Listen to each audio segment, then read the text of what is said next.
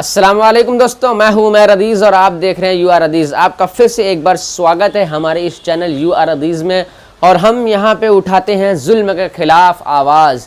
जी हां दोस्तों, हम यहां पे हर वो मुद्दा रखने की कोशिश करते हैं जिससे पब्लिक का फ़ायदा हो और जो पब्लिक की मांगे हैं और जो जायज़ मांगे हैं, हम वो मुद्दा यहाँ पे अपने चैनल पे उन मुद्दों को उठाने की कोशिश करते हैं। और हमने बुनकरों का मुद्दा बखूबी उठाया जो फ्लैट रेट की बिजली की मांग को लेकर चल रहा था, और हमने उस मुद्दे को जगह जगह जाकर उसको कवर भी किया है। और बड़े बड़े लोगों जैसे कि नेताओं से और वाराणसी वस्त्र बुनकर संघ के अध्यक्ष और 14 के सरदार और कई ऐसे लोगों से हमने इंटरव्यू लिया और ये बातें जानने की कोशिश की कि क्या वाकई में बुनकरों को फ्लैट रेट की बिजली की आवश्यकता है या नहीं है, या अगर है तो क्यों है। इन सब मुद्दों पर आपने हमारा वीडियो देखा, और अगर आपको वो वीडियो पसंद आए हो और अगर आप इसी तरीके से और भी वीडियो हमारे चैनल पे देखना चाहते हैं तो प्लीज़ आप इस चैनल को सब्सक्राइब करें और बगल में बेल आइकन को भी प्रेस कर लें ताकि हमारे वीडियो की नोटिफिकेशन आपको सबसे पहले मिल सके।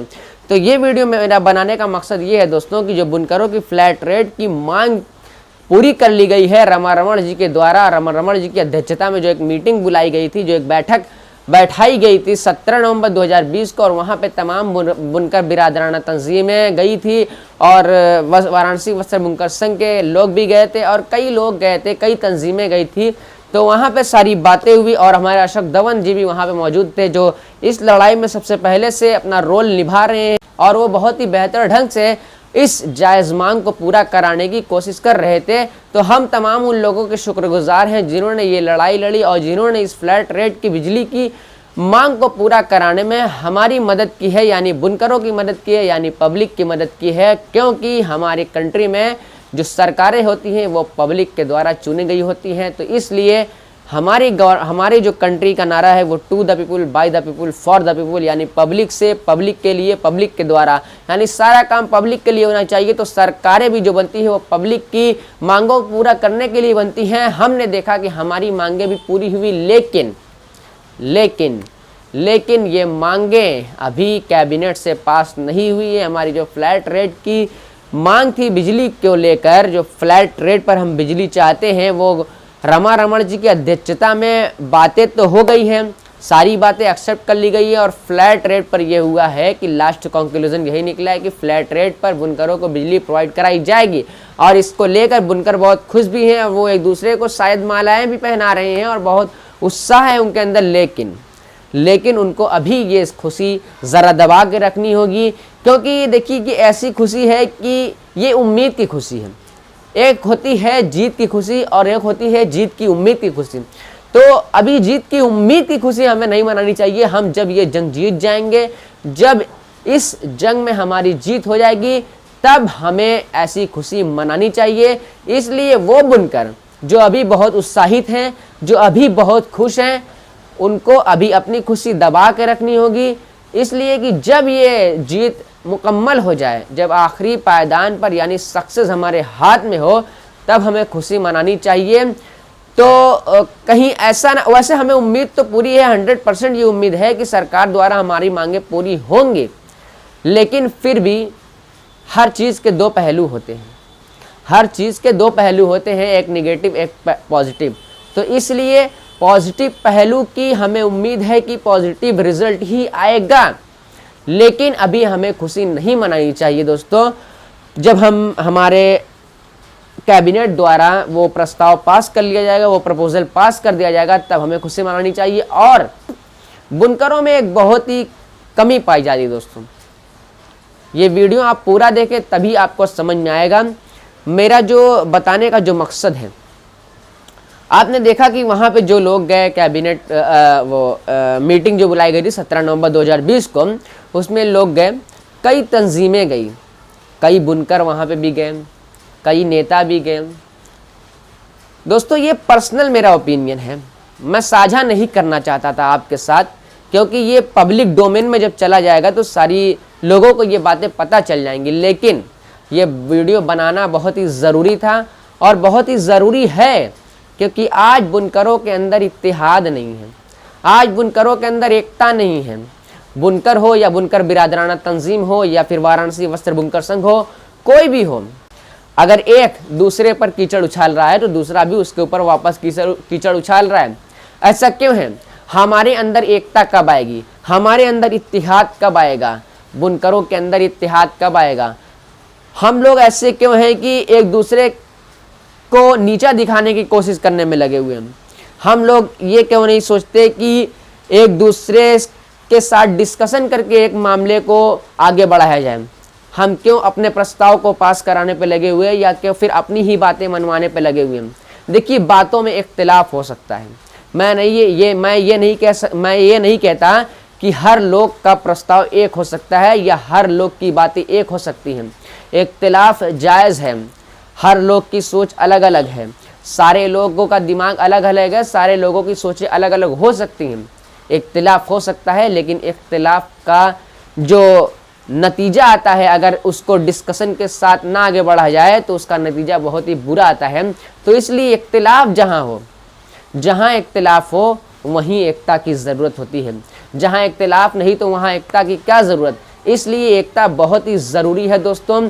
और मैं छोटे बुनकर हो या बड़े बुनकर हो या फिर बुनकरों के लिए जो तंजीमें बनाई गई हों या फिर जो सरदार साहिबान हो, चाहे 22 के हो, चाहे 14 के हो, चाहे 34वें के हो, जो भी हों, मैं उन सारे लोगों से गुजारिश करना चाहूँगा कि आप लोग इत्तिहाद के साथ, एकता के साथ रहिए और एक दूसरे पर कीचड़ मत उछालिए, क्योंकि इससे बदनामी तो होती ही है, लेकिन जो आवाम में, जो पब्लिक डोमेन में, जो सरकार के पास जो व्यू जाता है आप लोगों का, जो नज़रिया आप लोग पेश करते हैं उनके सामने, वो यही पेश करते हैं कि आप लोगों के अंदर एकता नहीं है। जिसके अंदर एकता नहीं होती उसके अंदर शक्ति नहीं होती, क्योंकि मुट्ठी, बहुत ही पुराना नारा है कि मुट्ठी बंद पर ही लड़ा जा सकता है। अगर ये पांचों उंगली खुल जाएं तो फिर किसी काम की नहीं, एक एक को तोड़ा जा सकता है। तो इसलिए मेरी आप सबसे गुजारिश है, देखिए इख्तिलाफ, मैं फिर कह रहा हूँ कि इख्तिलाफ पॉसिबल है, इख्तिलाफ होना ही है। जो एक मुद्दा लेकर सारे लोगों में इख्तिलाफ हो सकता है, लेकिन उस इख्तिलाफ का जो तोड़ निकाला जा सकता है, एक तरीके से कह सकते हैं, आपस में बैठकर डिस्कशन करके एक दूसरे की बातों को समझकर उसमें जो फाइनल रिजल्ट निकालना चाहिए वो इसी तरीके से निकालना चाहिए, ना कि अलग अलग बैठकर एक दूसरे की बुराई करना चाहिए, एक दूसरे के बारे में गलत बयानी करनी चाहिए और ये कहना चाहिए कि उनको ऐसा नहीं करना चाहिए था, उनको ऐसा नहीं करना चाहिए। पहले अपने अंदर आप झांकिए कि आपको क्या नहीं करना चाहिए और आपको क्या करना चाहिए। पहले आप अपने अंदर झांकिए। जब आप अपने अंदर, अपने गिरेबान में झांक कर देखेंगे, तब आपको पता चलेगा कि मुझे क्या नहीं करना चाहिए और मुझे क्या करना चाहिए। तो मैं आप लोगों से ये गुजारिश करना चाहता हूँ, मेरी विनती है, मेरी रिक्वेस्ट है कि प्लीज़ आप लोग जो भी तंजीमें हैं वो पहले मुत्तफिक हों, वो पहले इत्तिहाद के साथ आगे बढ़े, वो पहले एकता, अपने अंदर एकता कायम करें। उसके बाद जो छोटे बुनकर हैं उसके बाद ही उनके अंदर एकता कायम होगी, क्योंकि आप लोगों को पता होगा कि आप लोगों के एरिया वाइज बुनकर बटे हुए हैं। कोई किसी सरदार को मानता है तो कोई किसी सरदार को मानता है। तो इसलिए जब सारे सरदार, सारी तंजीमें, सारे बुनकर नेता एक होंगे, तब सारे बुनकर भी एक होंगे, तब हमारे अंदर मजबूती आएगी, तब हम किसी भी मुद्दे पर, किसी भी कह सकते हैं, कोई भी अगर लड़ाई हो तो उस पर लड़ सकते हैं, मजबूती के साथ खड़े रह सकते हैं। तो ये वीडियो मेरा बनाने का मकसद ही यही था। एक तो ये कि अभी खुशी नहीं मनानी चाहिए, हमें पूरी उम्मीद है, 100% उम्मीद है कि हमारी मांगें पूरी होंगी, लेकिन फिर भी हमें अभी आगे जब फाइनल रिजल्ट आ जाएगा तब खुशी मनानी चाहिए। और दूसरा जो सबसे बड़ा मुद्दा था दोस्तों, कि हमारे अंदर इत्तेहाद नहीं है। और वो क्यों नहीं है? क्योंकि तंजीमों के अंदर इत्तेहाद नहीं है, तंजीमों के अंदर एकता नहीं है, तंजीमों के अंदर यूनिटी नहीं है। जब उनके अंदर यूनिटी नहीं है तो छोटे लोगों के अंदर यूनिटी कैसे हो सकती है दोस्तों?